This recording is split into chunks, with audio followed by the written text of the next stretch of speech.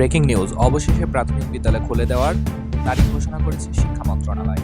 আসসালামু আলাইকুম প্রিয় শিক্ষার্থী বন্ধুরা, আশা করি প্রত্যেকে ভালো আছেন, সুস্থ আছেন।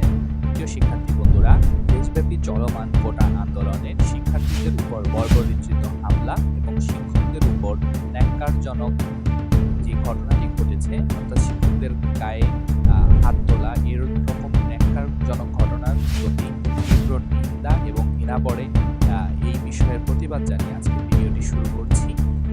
আশা করি আপনারা এই বিষয়টি আপনাদের যে গুরুত্বপূর্ণ মতামতগুলো রয়েছে সেগুলো অবশ্যই কমেন্টের মাধ্যমে জানাবেন।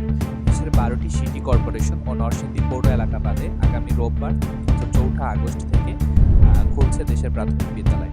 পরিস্থিতি স্বাভাবিক হলে ওইসব এলাকার স্কুলও খুলে দেওয়া হবে বলে জানান শিক্ষা মন্ত্রণালয় থেকে। বুধবার 31শে জুলাই অর্থাৎ আজকে প্রাথমিক ও গণশিক্ষা মন্ত্রণালয় এবং প্রাথমিক শিক্ষা অধিদপ্তরের যৌথ বৈঠকে এই সিদ্ধান্ত নেওয়া হয়েছে। সভা শেষে এই তথ্য নিশ্চিত করেছেন প্রাথমিক অধিদপ্তরের মহাপরিচালক আব্দুল সামাদ। তিনি বলেন, 12টি সিটি কর্পোরেশন এলাকা ও নরসিংদী পৌর এলাকায় অবস্থিত প্রাথমিক বিদ্যালয়গুলো বাদে দেশের অন্যান্য এলাকায় স্কুল খুলে দেওয়া হবে।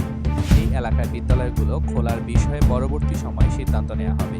তিনি আরও বলেন, ক্লাসের সময়সূচির কোনো পরিবর্তন আনা হয়নি, আগের রুটিন অনুযায়ী পাঠদান চলবে। তবে সংশ্লিষ্ট জেলার কারফিউর সময় অনুযায়ী শ্রেণীকক্ষের সময় কমানো কিংবা বাড়ানো যাবে, বিষয়টি জেলার প্রাথমিক শিক্ষা কর্মকর্তা নির্ধারণ করবেন। এর আগে কোটা সংস্কারকে কেন্দ্র করে গত 16ই জুলাই থেকে দেশের যেই শিক্ষা প্রতিষ্ঠানগুলো রয়েছে সেগুলো বন্ধ রয়েছে। যদিও জুলাইয়ের শুরুতেই পেনশন এবং কোটা আন্দোলন চূড়ান্ত রূপ পেলে পুরোপুরি স্থবিরতা নেমে আসে শিক্ষা ব্যবস্থায়।